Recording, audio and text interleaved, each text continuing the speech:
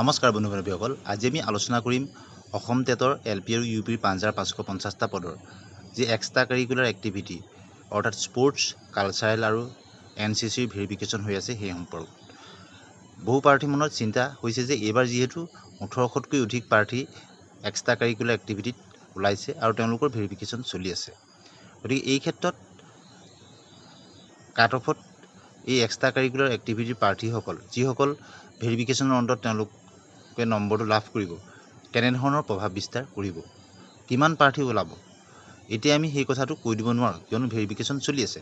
তথাপিতো এনচিচিৰ ক্ষেত্ৰত কিন্তু আপোনালোকে যিমানখিনি প্ৰাৰ্থীৰ নাম দেখিছে তাৰে কিন্তু সৰহসংখ্যক প্ৰাৰ্থীয়ে তেওঁলোকে নম্বৰ লাভ কৰিব, কিয়নো এনচিচি হ'ল নেশ্যনেল লেভেলৰ এখন চাৰ্টিফিকেট আৰু বিশেষতঃ এনচিচিৰ ক্ষেত্ৰত বি চাৰ্টিফিকেট হোল্ডাৰ বেছি ওলাব, কিয়নো চি চাৰ্টিফিকেটখন বৰ সহজে পোৱা নাযায় আৰু বহু নতুনকৈ তেওঁলোকে এনচিচি লয় আৰু এনচিচি প্ৰথমে এ চাৰ্টিফিকেট লাভ কৰে, তাৰপিছত বি আৰু অৱশেষত চি চাৰ্টিফিকেট লাভ কৰে।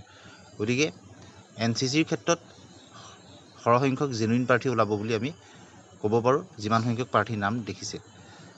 গতিকে এনচিচিৰ যি ইমান সংখ্যক প্ৰাৰ্থী আছে তেওঁলোকে যদি বি চাৰ্টিফিকেট সৰহসংখ্যক থাকে তেওঁলোকে ৩ নম্বৰ লাভ কৰিব। এই ৩ নম্বৰো যথেষ্ট প্ৰভাৱ বিস্তাৰ কৰিব। কাৰোবাৰ যদি এনচিচিখন নোহোৱাকৈ তেওঁলোকৰ টোটেল মাৰ্কছ 62, তেওঁলোকে যদি বি চাৰ্টিফিকেটখন প্ৰডিউচ কৰি ৩ নম্বৰ পায় 65 হৈ যাব। ঠিক একেদৰে চি চাৰ্টিফিকেট থকাসকলৰ ডাইৰেক্টলি 5 নম্বৰ যোগ হৈ যাব। গতিকে কাট অফত এক প্ৰভাৱ বিস্তাৰ কৰিব সকলো কেটেগৰীৰ ক্ষেত্ৰতে এই এক্সট্ৰা কাৰিকুলাৰ এক্টিভিটিৰ ক্ষেত্ৰত। এতিয়া আটাইতকৈ কমেণ্ট ছেকশ্যনত সুধি থকা কথাটো হ'ল যে যিসকলে বিহুৰ ৱৰ্ল্ড ৰেকৰ্ডত তেওঁলোকে চাৰ্টিফিকেট লাভ কৰিছে তেওঁলোকৰ কাৰণে অসম চৰকাৰে নম্বৰ প্ৰদান কৰিব নে নকৰিব। যিহেতু আপোনালোকে নিশ্চয় জানে DWৰ ফালৰ পৰা জনাইছে বা শিক্ষামন্ত্ৰী মহোদয়ে জনাইছে এখন 3জনীয়া কমিটি গঠন কৰি দিছে। গতিকে সেই কমিটিখনে সকলো দিশ বিচাৰ বিবেচনা কৰি চাব, বিশেষতঃ কালচাৰেলৰ ক্ষেত্ৰত তেওঁলোকে পাবৰ যোগ্য হয়নে নহয়, আৰু পিছত যেতিয়া প্ৰাৰ্থীসকলৰ নাম প্ৰকাশ হ'ব তেতিয়াহে গম পোৱা যাব। এতিয়া আমি অনুমানৰ ভিত্তিত তেওঁলোকে নম্বৰটো পাব বা নাপাব বুলি কৈ দিব নোৱাৰোঁ। কিন্তু যিটো ক্ৰাইটেৰিয়া উল্লেখ আছে সেই ক্ৰাইটেৰিয়াটোৰ মতে কালচাৰেলৰ ক্ষেত্ৰত নেশ্যনেল লেভেলক অসমক ৰিপ্ৰেজেণ্ট কৰিব লাগিব ৰাষ্ট্ৰীয় পৰ্যায়ত। গতিকে সেই ক্ৰাইটেৰিয়াটো এই চাৰ্টিফিকেটখনে ফুলফিল কৰিছেনে নাই কৰা সেই কথাটো 3জনীয়া যিটো অসম চৰকাৰে কমিটি গঠন কৰিছে তেওঁলোকে বিবেচনা কৰি চাব আৰু তেওঁলোকে সেইমতে সিদ্ধান্ত ল'ব। এতিয়া আহোঁ স্পৰ্টছৰ ক্ষেত্ৰত। স্পৰ্টছৰ ক্ষেত্ৰত অসমক নেশ্যনেল লেভেলত ৰিপ্ৰেজেণ্ট কৰা খেলুৱৈৰ সংখ্যা যথেষ্ট কম, কিন্তু প্ৰাৰ্থীৰ সংখ্যা আমি ইয়াত বহুখিনি দেখিছিলোঁ। গতিকে তেওঁলোকে বিভিন্নজনে হয়তো ডিষ্ট্ৰিক্ট লেভেল বা ষ্টেট লেভেলত খেলা বিভিন্ন ধৰণৰ স্পৰ্টছৰ চাৰ্টিফিকেটো আপলোড দিব পাৰে। গতিকে ভেৰিফিকেশ্যনত সকলোখিনি কথা স্পষ্ট হৈ পৰিব।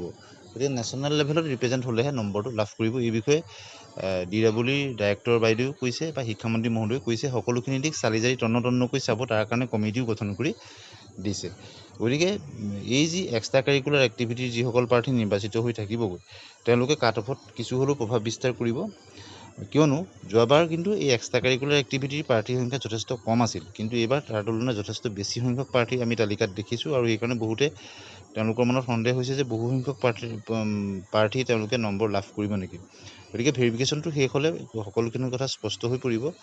বিশেষতঃ কালচাৰেলৰ ক্ষেত্ৰত বিহু ৱৰ্ল্ড ৰেকৰ্ডৰ বহুত চাৰ্টিফিকেট থকা প্ৰাৰ্থীয়ে তেওঁলোকে দিছে বা অন্যান্য তেওঁলোকৰ কালচাৰেল চাৰ্টিফিকেটসমূহ দিছে। গতিকে যিসকল 3জনীয়া কমিটিয়ে সকলোখিনি বিচাৰ বিবেচনা কৰি চাব, যিসকলে নম্বৰ পাবলগীয়া যোগ্য তেওঁলোকে লাভ কৰিব আৰু যিসকলে পাব নালাগে তেওঁলোকে নম্বৰ লাভ নকৰে। ঠিক স্পৰ্টছৰ ক্ষেত্ৰতো সকলোখিনি দিশ চালি জাৰি চাব আৰু যিসকলে নেশ্যনেল লেভেলত তেওঁলোকে খেলিছে তেওঁলোকৰ যদি অথেণ্টিক চাৰ্টিফিকেট আছে তেওঁলোকে নম্বৰটো লাভ কৰিব 5 নম্বৰ। ঠিক একেদৰে এনচিচিৰ যিসকলৰ বি চাৰ্টিফিকেট আছে তেওঁলোকে 3 নম্বৰ লাভ কৰিব আৰু যিসকলৰ চি চাৰ্টিফিকেট আছে তেওঁলোকে 5 নম্বৰ লাভ কৰিব। এনচিচিৰ যদি কোনোবাই এ চাৰ্টিফিকেট দিছে তেওঁলোকে নাপাব, কিয়নো গাইডলাইনত উল্লেখ আছে যে এনচিচিৰ বি আৰু চি চাৰ্টিফিকেট থকাসকলেহে নম্বৰটো লাভ কৰিব। গতিকে এই সম্পৰ্কত আমি এইখিনি কথা আপোনালোকলৈ আগবঢ়ালোঁ। বিশেষতঃ এই